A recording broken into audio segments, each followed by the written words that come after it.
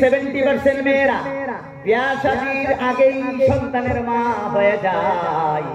এই সন্তান ওনার রেজিস্ট্রেশন করা হয় বাবার নামে নয়, মায়ের নামে। বার্থ সার্টিফিকেটও বাপের নাম নাই, মার নাম আছে। কারণ কি? এই বাচ্চা তার বাপকে জন্ম দূরের কথা, বাচ্চা যেই মার পেটের থেকে হইছে এই মাই জানি না তার জামাই কেনা। কারণ এই মহিলা একদিন এক পুরুষের সাথে রাত্রে সময় কাটাইছে জঙ্গল, আরেকদিন আরেক পুরুষকে লইয়া সময় কাটাইছে ক্লাবে, আরেকদিন আরেক পুরুষ লইয়া সময় কাটাইছে হোটেলে, আরেকদিন আরেক পুরুষ লইয়া সময় কাটাইছে আপনার পার্কে, আরেকদিন আরেক পুরুষকে লইয়া সময় কাটাইছে আপনার রাস্তাঘাটে। কোন দিন কোন পুরুষের মাধ্যমে তার পেটের মধ্যে সন্তান আসলো, শিশু সন্তান জানবে দূরের কথা, তার মায়ও জানে না। এই জন্য অফিসাররা খুব পালা বলছে, সন্তান কার এটা আমি জানি না, তবে তোর পেটের থেকে যেহেতু হয়েছে তুই সন্তানের বাপ, তুই সন্তানের মা। কোরআনের টাচ না রাখলে দেখছেন কি হয়? আমরা স্কুল কলেজ ইউনিভার্সিটি কইরাও জানি হারাম, কিন্তু তারা জানে না কেন? তারা কোরআন পড়ছেও না, কোরআনের গুগল আইছেও না, সও লাগছে না। বাতি এনে শৈল্য জ্বলে না উপরে জ্বলে, টাইন্য করে দেখা যাকে এই বাতির লাইটের ছ লাগছে, এনে করে না লাগছে না নাই? এলে কি আইনের রাউল জ্বালা হয়েছিল? আসলে তো আইন্য করে শৈল্য লাগছে নাই, লাইট হলো উপরে, উপরের লাইটকে আপনাদের শৈল্য পড়ছে, এলে কি এই লাইটের ফসল কে পড়ছে কারণে আইনের রাউল জ্বালা হয়েছিল। ঠিক মাদ্রাসার মধ্যে বিয়া শাদী ছাড়া সন্তান জন্ম দেওয়া হারামের এই কথাটার বাতি জ্বলে মাদ্রাসায়। এই বাতি গিয়া লাগে আমাদের মুসলমান স্কুল কলেজ ইউনিভার্সিটি লেখাপড়া করা মুসলমান ছেলে মেয়েদের অন্তরে। কথা বলেন ঠিক কিনা? এই সোয়া লাগছে কারণে তো বের হয়েছেন যে হারাম। এই জন্য মাদ্রাসা না থাকলে মানুষ মানুষ হয়ে থাকতে পারে না। কিছু মানুষ আছে না, বিয়া শাদী ছাড়া গার্লফ্রেন্ড আর বয়ফ্রেন্ড লয়ে ঘুরে। তারা কি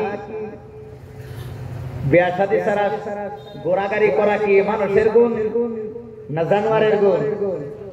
কোন কোন এক কুকুরের নির্দিষ্ট কোন কুকুরনি আসেনি, এক কুকুরনির নির্দিষ্ট কোন কুকুর আসেনি,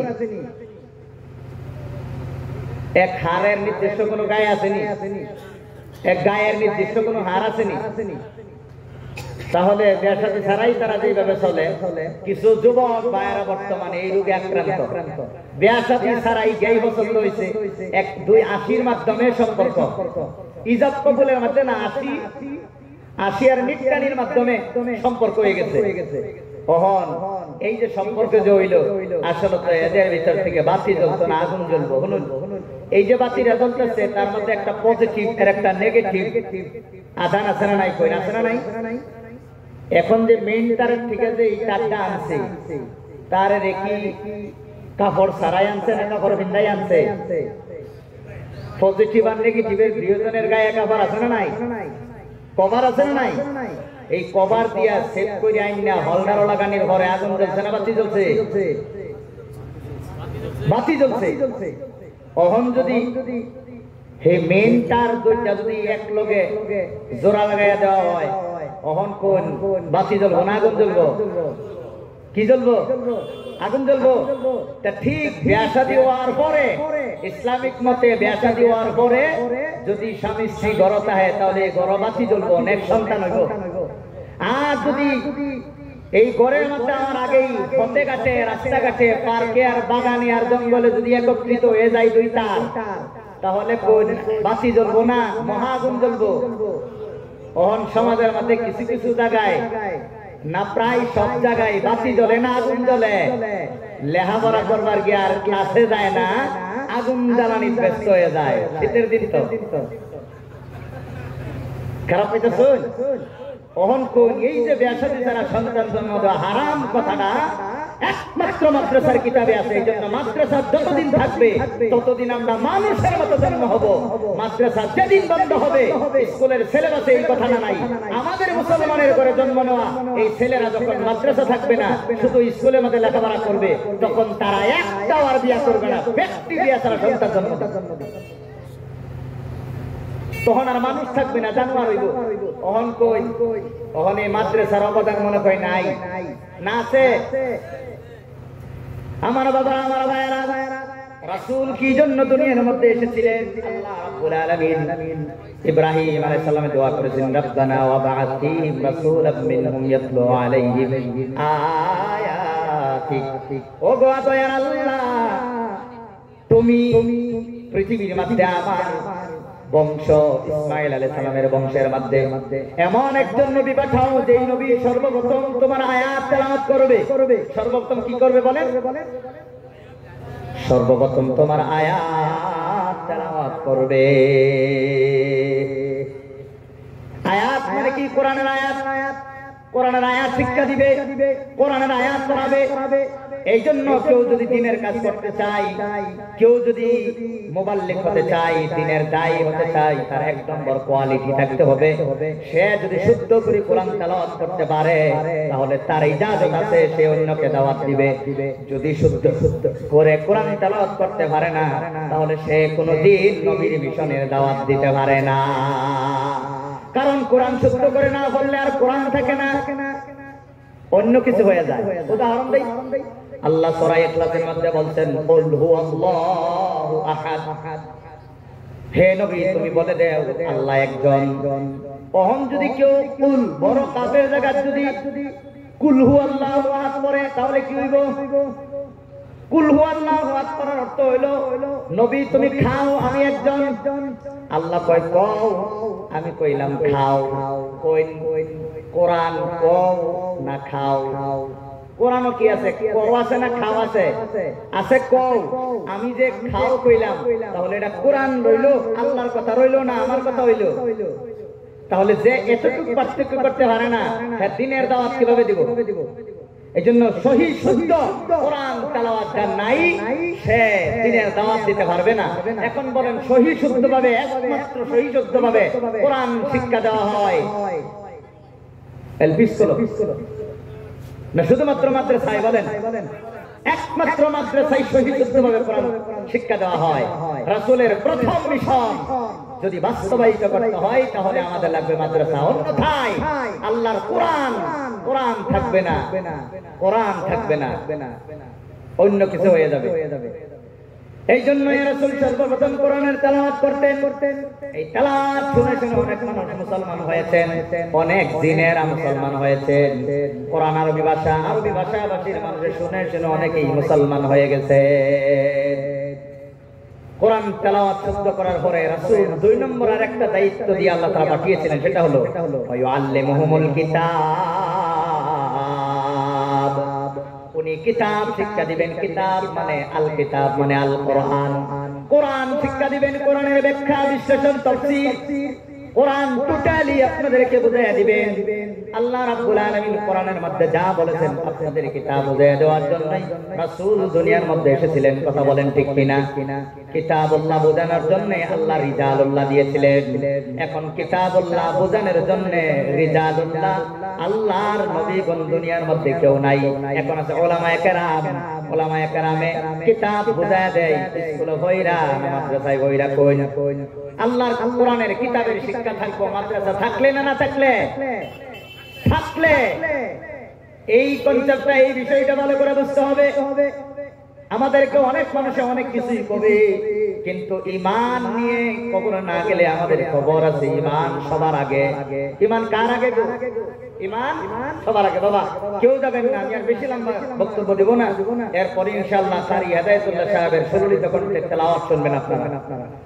ওয়ায়ুআল্লিমুহুমুল কিতাব, যিনি আল্লাহর কোরআনের কিতাবের ব্যাখ্যা দিবেন, কোরআন বিশ্লেষণ করবেন, ইন্টারপ্রিটেশন করবেন, কোরআনের বিশ্লেষণ করবেন। এই জন্য যারা মুবাল্লিগ হবেন, দ্বীনের দাওয়াত দিবেন, তাদের জন্য 2 নম্বর কোয়ালিটি হলো তারা কমপ্লিট কোরআনের ব্যাখ্যা তাফসীর তাদের জানতে হবে। এখন বলেন কমপ্লিট কোরআনের তাফসীর আর ব্যাখ্যা জানা যায় কোথায়? একমাত্র মাদ্রাসায়। কথা বলেন ঠিক কিনা? একমাত্র মাদ্রাসায় এটা জানা যায়।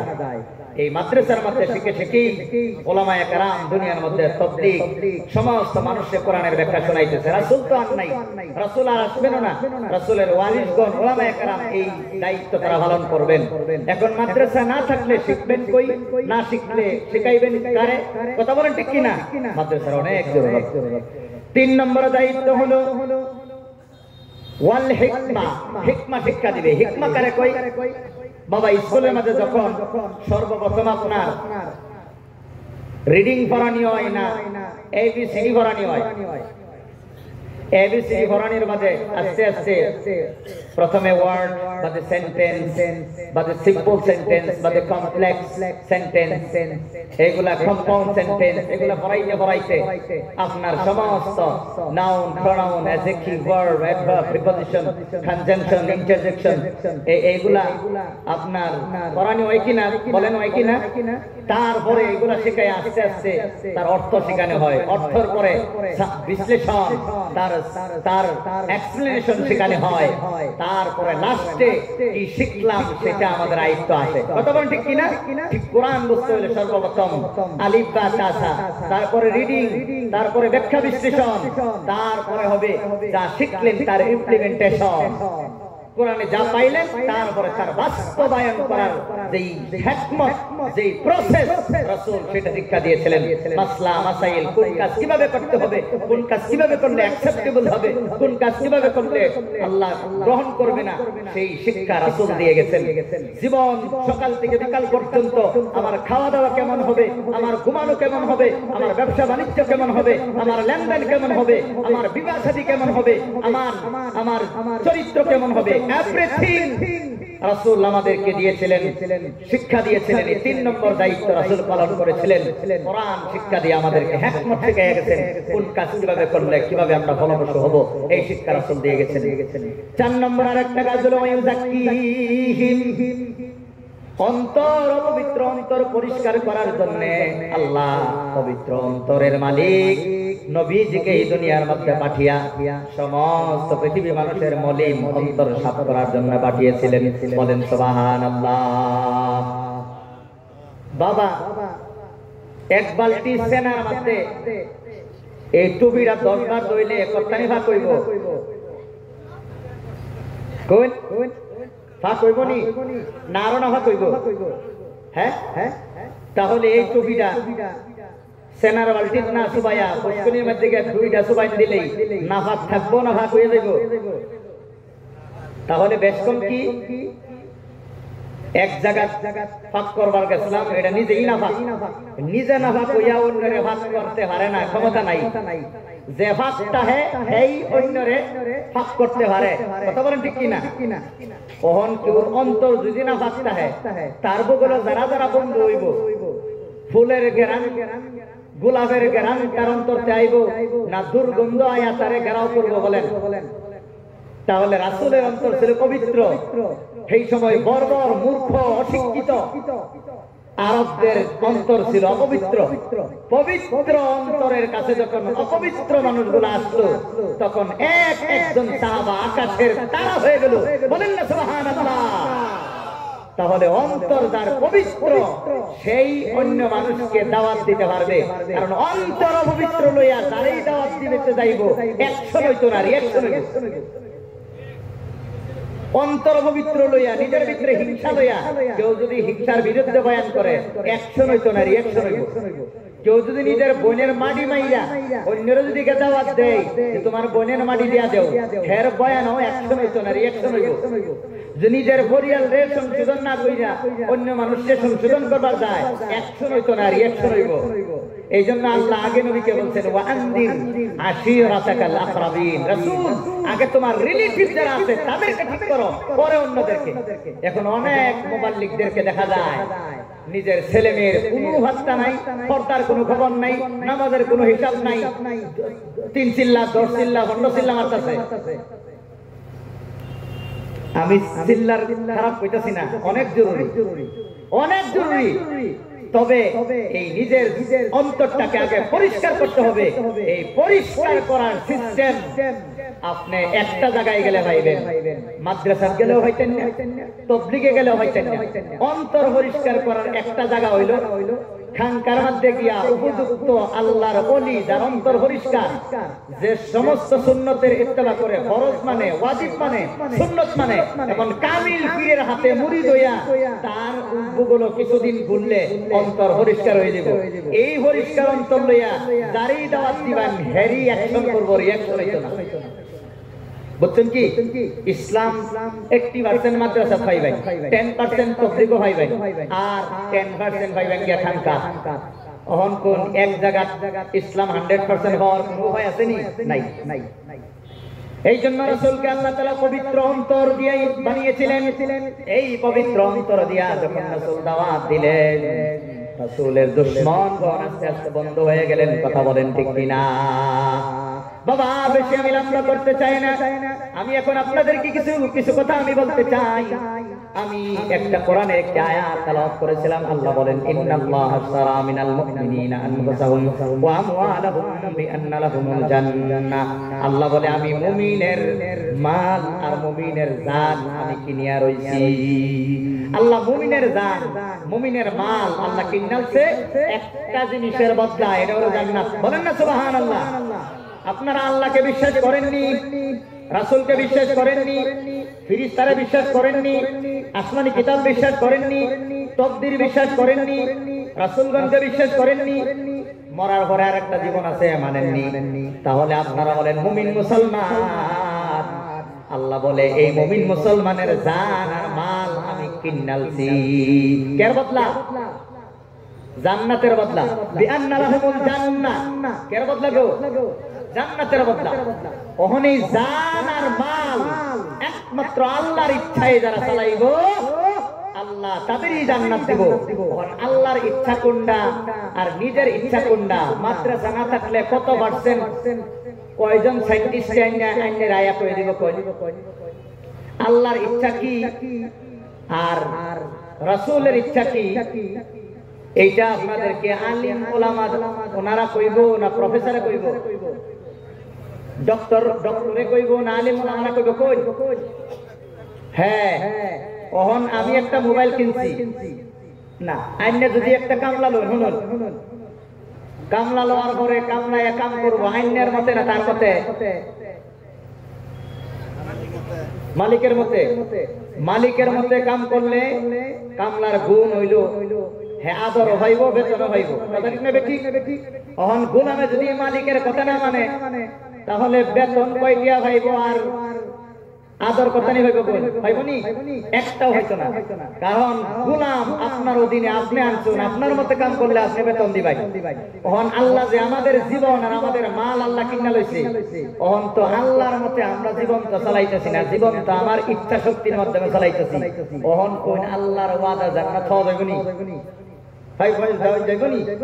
এই আল্লাহর ইচ্ছা কি এটা জানার জন্য কোরআন লাগবে কোরআনের জন্য হাফিজি মাদ্রাসা খারিজি মাদ্রাসা লাগবে আর নয় কোনো উপায় নাই জান্নাই জান্নাত হইতাম না কথা বলেন ঠিক কিনা এই জন্য আমার ভাইয়েরা আমার বন্ধুরা রাসূল আর হাদিসের মধ্যে বলেন কুল্লু উম্মতি ইয়াদখুলুনাল জান্নাহ ইল্লা মান আবা নবী বলেন আমার সব উম্মত জান্নাতে যাইব যারা অস্বীকার করে তারা জান্নাতে যাইত না নবীজি জিজ্ঞেস করা হলো ইয়া রাসূলুল্লাহ ওয়া ইয়া রাসূলুল্লাহ কে তোমাকে অস্বীকার করে আপনাকে অস্বীকার করে তখন নবীজি কইল মান আফানি দাখালাল জান্নাহ যারা আমাকে মানে তারা জান্নাতে যাবে ওয়া মান আফানি ফাকাদ আবা যারা আমারে ফলো করে না তারাই হবে জাহান্নামী ওহন রাসূলের এতাত কি এই কথা হাদিস ছাড়া জানার উপায় আছে নি ওহন হাদিস কি স্কুলে পড়ায় না মাদ্রাসা পড়ায় রাসূল বলতেছে প্রত্যেক উম্মত জান্নাতে যাইব কিন্তু যারা অস্বীকার করে তারা যাইতো না অস্বীকার কেডা করে যারা রাসূলকে মানে তারা জান্নাতে যাইব যারা মানে না তারাই রাসূলকে অস্বীকার করে ওহন আপনি দেশের সংবিধান মানবেন না জান্না জানার পরে তো আমরা মানা ওহন আমাদের ইসলামের আমাদের জান্নাতে যাওয়ার সংবিধান হলো কোরআন তখন এই সংবিধান জানার মাদ্রাসা ছাড়া আর কোনো উপায় নেই বাবা এই জন্য এই মাদ্রাসা শেষ হয়ে গেলে আমরা শেষ কবরে গিয়ে দোয়া করার মতো হাত ওঠানোর মতো একজন মানুষ আর পৃথিবীতে থাকবে না যেই জায়গা ইমাম বুখারী সাহেব ইমাম বুখারী শরীফ লিখছে আল্লামা আবু মুহাম্মদ ইবনে ইসমাঈল বুখারী যেই জায়গা বসে বসে বুখারী লিখছে উনার গ্রামে কয়েকদিন আগেও একটা মাদ্রাসা ছিল না মানুষ সব বেনামাজি হয়ে গেছে।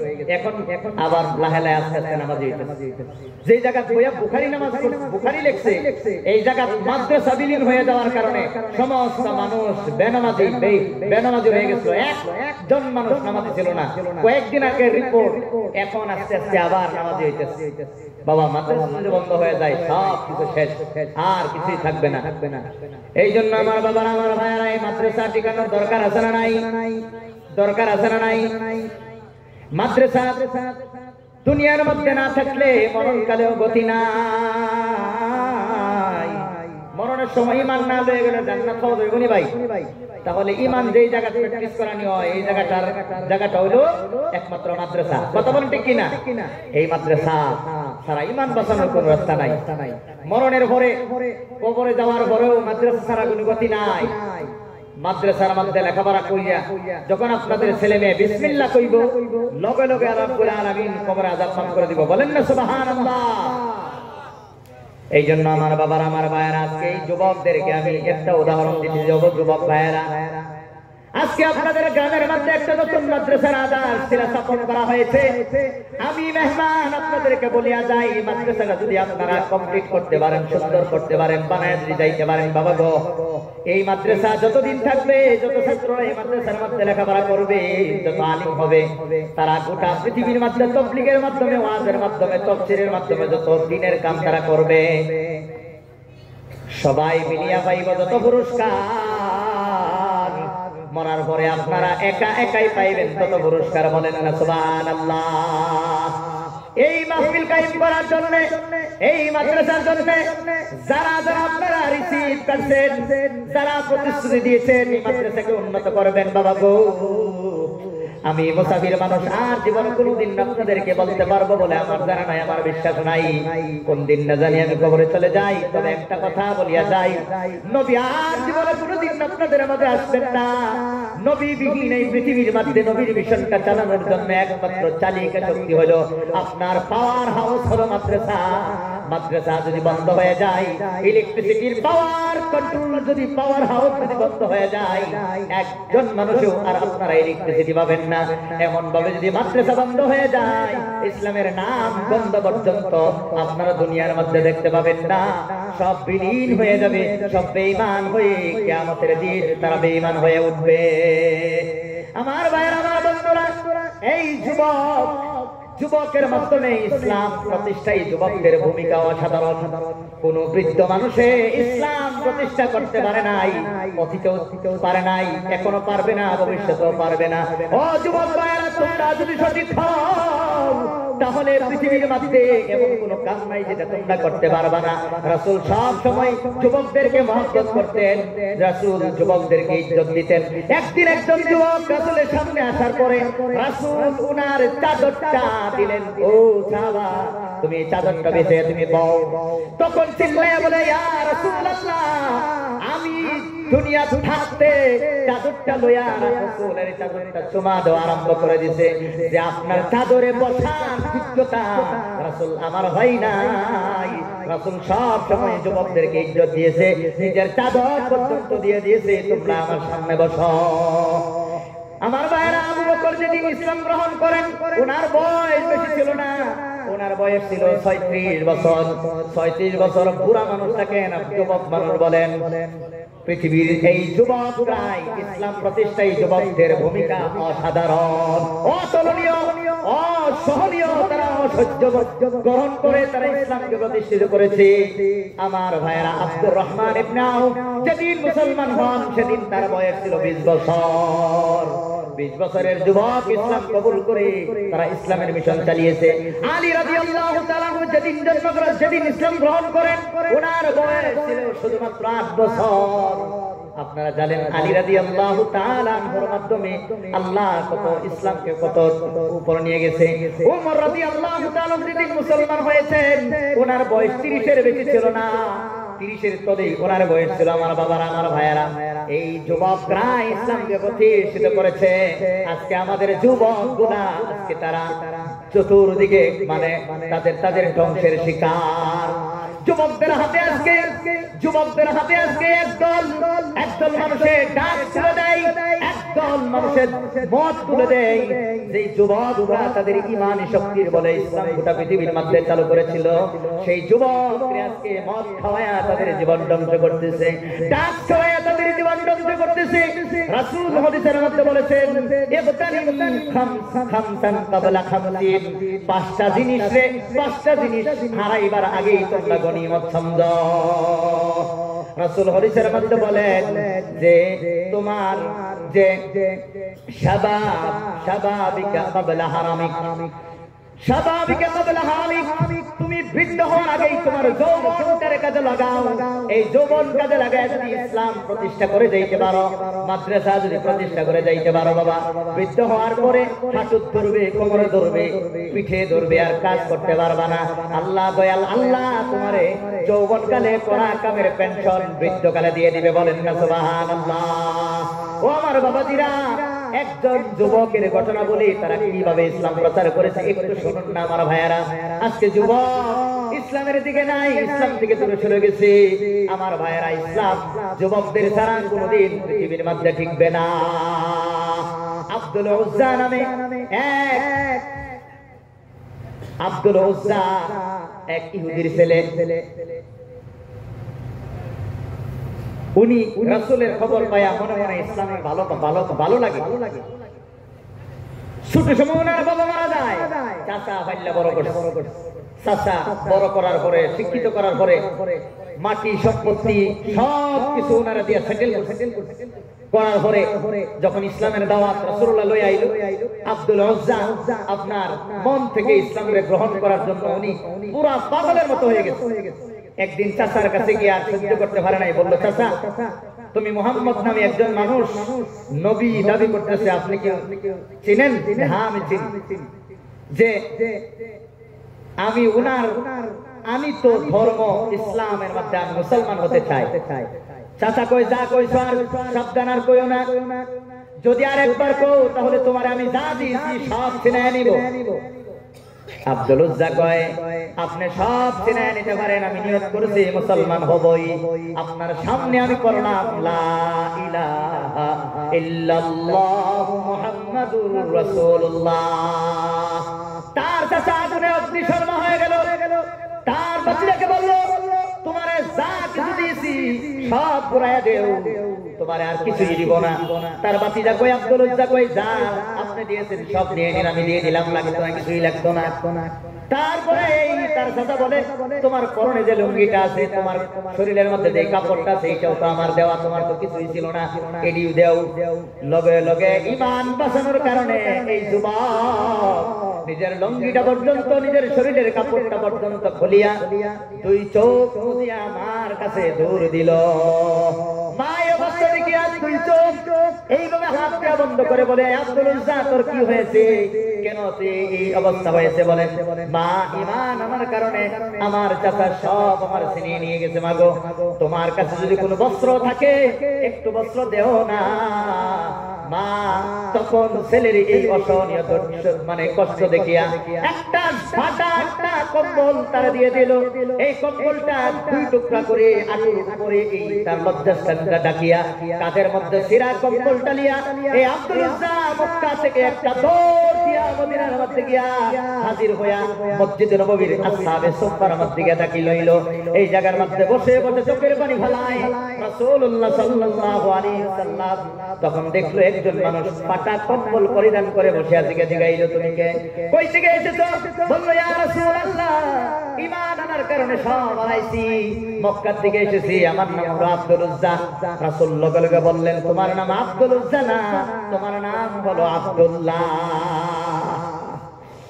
লগে লগে সাহাবায়ে কেরামদেরকে নবী নির্দেশ দিলেন, এই আব্দুল্লাহকে তোমরা মুহাব্বত করো, ইসলামের জন্য সব ছাড়িয়ে দিছে, আজকে তার কিছুই নাই, তার কাছে একটা টাকা পর্যন্ত নাই, একটা কাপড় পর্যন্ত তার কাছে নাই, তোমরা এই আব্দুল্লাহকে তোমরা সম্মান দাও, ইজ্জত দাও।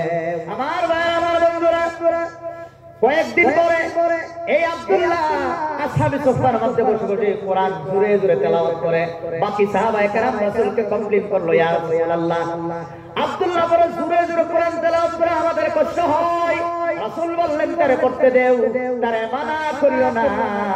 কোরআন সে জুড়ে পড়ে, ভিতরে ঈমানের খুশির কারণে আল্লাহকে শোনার জন্য সে জুড়ে জুড়ে কোরআন তেলাওয়াত করে। তারে তোমরা বাধা দিও না, তারে কোরআন তারে পড়তে দেও। হুনাইনের যুদ্ধে যখন রাসূল ডাক দিলেন, কার কি আছে সবাই তোমরা যাও দান করো। সমস্ত সাহাবায়ে কেরাম যার দিন সামর্থ্য অনুযায়ী সবাই দান করলো। উসমান গনি রাদিয়াল্লাহু তাআলা সমস্ত সম্পত্তির 4 ভাগের 1 ভাগ দান করে দিল। আমার ভাইয়েরা, আমার বন্ধুরা, আর উমর রাদিয়াল্লাহু তাআলা 2 ভাগ করে 1 ভাগ দান করে দিল। আবু বকর রাদিয়াল্লাহু তাআলা ঘরের মধ্যে কিছুই রাখলেন না, একটা সুই পর্যন্ত আনিয়া রাসূলের সামনে সব হাজির করে দিল। এই সময় আব্দুল্লাহ গিয়া রাসূলের কাছে কান্দিয়া কয়, ইয়া রাসূলুল্লাহ, কত মানুষে কত কিছু দিল, আমার কাছে কিছুই নাই, আমি কিছুই দিতে পারলাম না।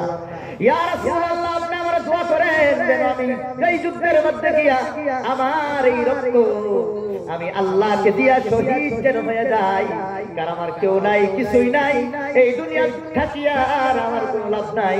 দোয়া করেন আমি যেন যুদ্ধের মধ্যে গিয়ে শহীদ হয়ে আমি বিদায় হয়ে যাই। রাসূলের একটা সাহাবাকে বললেন, যাও একটা গাছের খালানোর পরে হাতের মধ্যে বান্ধিয়া দে, কই আল্লাহ তোমার এই শরীরের রক্ত, আমি রাসূল তোমার শরীরের রক্ত কাফির বেঈমানদের জন্য হারাম করে দিলাম। আবার কান্না আরম্ভ করলো, আল্লাহ আমি চাইলাম, ইয়া রাসূলুল্লাহ, আমি চাইলাম দিনের জন্য শহীদ হইতে, আপনি এইটা আপনি কি কইলেন? আমি তো চাইলাম শহীদ হইতে।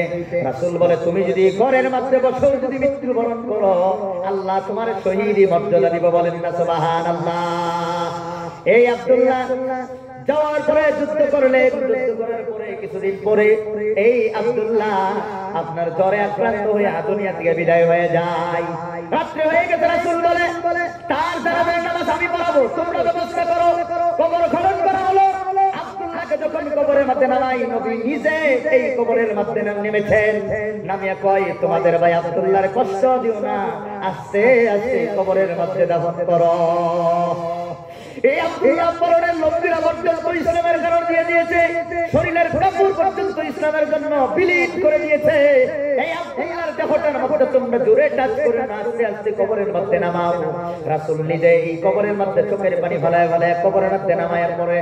রাসূল বললেন, আল্লাহ এত পর্যন্ত, এখন পর্যন্ত আমি আব্দুল্লাহর উপরে আমি রাজি হয়ে গেলাম, মওলা তুমিও আব্দুল্লাহ উপরে রাজি হয়ে যাও। লগে লগে একজন সাহাবী, নামটা আমার মনে নাই, সাহাবী চিৎকার করে বললেন, ইয়া রাসূলুল্লাহ, হায় রে হায়, আজকে আব্দুল্লাহর লাশটা এই জায়গার না হইয়া যদি আমার লাশটা হইতো, আর রাসূল এমন একটা দোয়া যদি আমার দিত, তাহলে আমি দণ্ড হইয়া যাইতাম। আমার ভাইয়েরা, আমার বন্ধুরা, যুবকরা এইভাবে ইসলামের জন্য সব কিছু দিয়েছে। আমার ভাইয়েরা, আমার বন্ধুরা, এই জন্যই কোরআনে কারীমের মধ্যে বলেন, আল্লাহ রাব্বুল আলামিন কোরআনে কারীমের মধ্যে বলেছেন যে আল্লাহ তাবারক তাআলা তোমাদের জান এবং তোমাদের মাল আল্লাহ কিনে নিয়েছেন, একটার বিনিময়ে, সেটা হলো জান্নাত। এই সাহাবী নিজের জানও দিলেন, নিজের মাল তো দিতে পারে নাই, ছিলেন না, অন্য সাহাবারা দিলেন। কথা বলেন ঠিক কিনা? এই জন্য আমার বাবারা, আমার ভাইয়ারা, এই মাদ্রাসা কারি সাহেব আমাদের এসে গেছে, ইনশাআল্লাহ কোরআন তেলাওয়াত হবে। আমার বেশি লম্বা করতে চাইতেছি না। এই মাদ্রাসার জন্য যারা যারা প্রতিষ্ঠিত দিয়েছেন, প্রতিশ্রুতি যারা দিয়েছেন, আমার ভাইয়ারা, ইনশাআল্লাহ কে কে জান্নাতের রাসূলের সাথে জান্নাতে কে কে থাকতে চান, হাতটা একটু উঁচু করেন। ভাই আমার, আমি মুসাফির মানুষ, আল্লাহর একটা ডাক দিয়া বলি, আল্লাহ গো, আল্লাহ যে মানুষগুলা মাদ্রাসার খাতিরে এখানে বসেছে, শুধু মাদ্রাসার খাতিরে নয়, তোমার কোরআন বাঁচানোর খাতিরে এই জায়গার মধ্যে তারা বসেছে, রব্বুল আলামিন তুমি কিয়ামতের দিন এই কোরআনের সুপারিশ প্রত্যেকজনকে আল্লাহ তুমি নসিব করে। বলেন আমিন। রাসূল হাদিসের মধ্যে বলেন, লাইসা মিন্না মান লাম ইয়াতাগান্না বিল কোরআন। এই হাদিসের অনেক ব্যাখ্যা আছে, অনেক ব্যাখ্যা আছে। তার মধ্যে সর্বশ্রেষ্ঠ ব্যাখ্যা হলো, যারা কোরআনকে যথেষ্ট মনে করে না, রাসূল বলে তারা আমার উম্মতের মধ্যে নাই।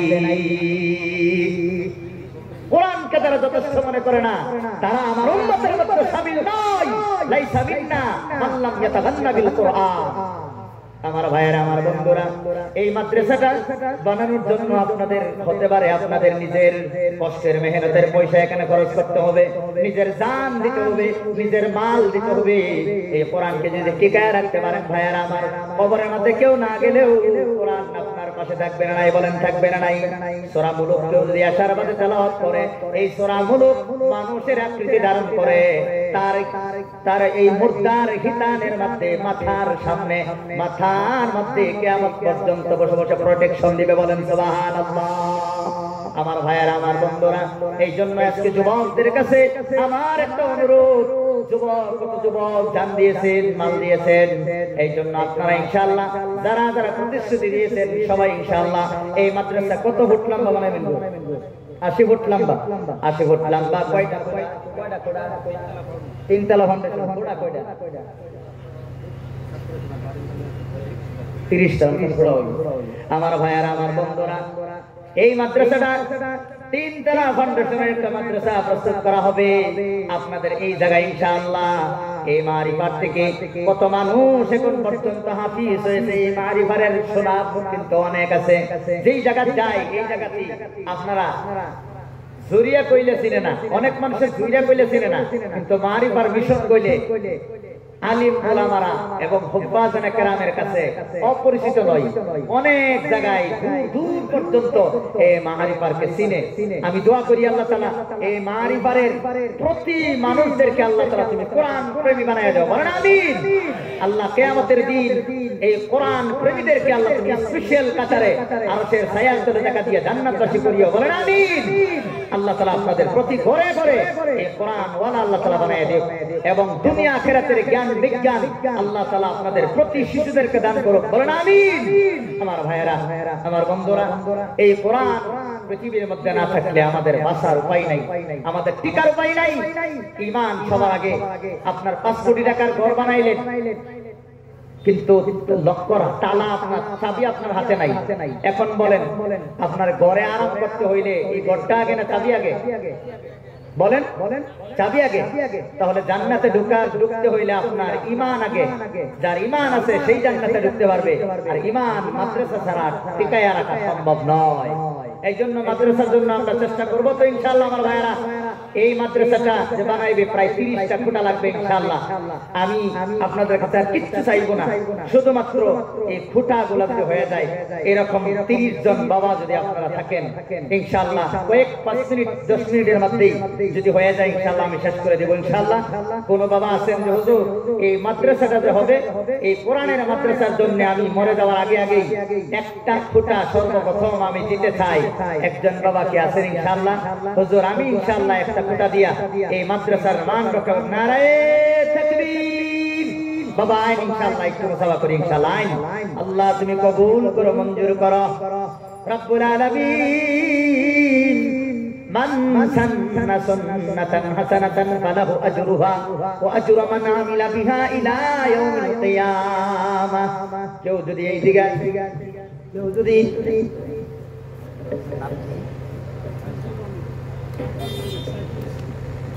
হাফিজুর রহমান আমার ভাই বাবা দুনিয়া থেকে চলে গেছে, মনে করে সাইফুল ইসলাম সাহাব দুনিয়া থেকে বিদায় নিয়েছে। রব্বুল আলামিন আমার এই ভাই বাবার নামে চিরকালের জন্য তোমার হাবিবের করে একটা দান করে দিল রব্বুল আলামিন। কত মানুষ কত কিছু দান করে চলে গেল, আমরা তো সেই পরিমাণ অর্থ নাই, দান করতে পারি না। সর্বপ্রথম আমার ভাই একটা খুঁটা মাদ্রাসার জন্য দান করলো রব্বুল আলামিন। তুমি কবুল করো, মঞ্জুর করো। কিয়ামতের দিন যখন মানুষের এই জিহ্বাটা পানির পিপাসায় সূর্যের তলে থাকতে থাকতে নাইবি পর্যন্ত চলে যাইবে, উপরে ঠোঁটটা কপাল পর্যন্ত চলে আসবে, এই কঠিন বিভীষিকাময় কঠিন দিনে রব্বুল আলামিন আরশের ছায়া তলে রাসূলের বুকে রাসূলের হাত থেকে হাউজে কাউসারের পানি তুমি পান করায় বলেন আমিন। আলহামদুলিল্লাহ, আলহামদুলিল্লাহ। একটা কথা হয়ে গেল বাবা, এটা আমাদের দায়িত্ব। মাদ্রাসা না টিকাইলে একটা মসজিদ টিকবে না, কারণ মসজিদের খোরাক তো মাদ্রাসা থেকে আসবে। মাদ্রাসা না থাকলে এলপি স্কুল না থাকলে হাই স্কুল ধ্বংস হইব, মাদ্রাসা না থাকলে মসজিদও থাকতো না, মসজিদ না থাকলে তো বেকার, সব কিছু শেষ। বাবা 2 নম্বর একটা কোড়া নিজের মা বাবার জন্য দান করবেন। কোন বাবা আছেন ইনশাআল্লাহ আপনার চিরস্থায়ী ইতিহাস হয়ে থাকবে যে মানুষগুলা কোটা দান করতেছে তাদের নামগুলা মার্বেল পাথরের মধ্যে লিখিয়া মাদ্রাসার ফ্রন্টের মধ্যে স্পেশাল এক পাথরের মধ্যে লিখে রাখবেন যেন তারা মৃত্যুবরণ করলো যত ছাত্র আসে যত মেহমান আসে এই মাদ্রাসা তারা যেন পরে পরে তাদের ইসালে সওয়াবের জন্য কমসে কম যাতে দোয়া করে বাবা 2 নম্বর কোন বাবা আছেন ইনশাআল্লাহ একটা কোটা মাশাআল্লাহ নারায়ে তাকবীর বাবা একটু আও কষ্ট করে ইনশাআল্লাহ মুসাফা করি আমার যুবক আজকে যুবক ছাড়া ইসলাম প্রতিষ্ঠা করার কোনো ভাবেই পক্ষে সম্ভব নয় আল্লাহ তৌফিক দান করো আমরা সবার শান্তি চাই ইসলাম শান্তি এই মাদ্রাসা থেকে শান্তির বার্তা যাবে কোরআন শিক্ষা দেয় একজন মানুষকে কতল করা মানে ফাকা আন্নামা কাতালান নাস জামিয়া গোটা পৃথিবীর মানুষকে কতল করা শামিল একজন মানুষকে সম্মান দেওয়া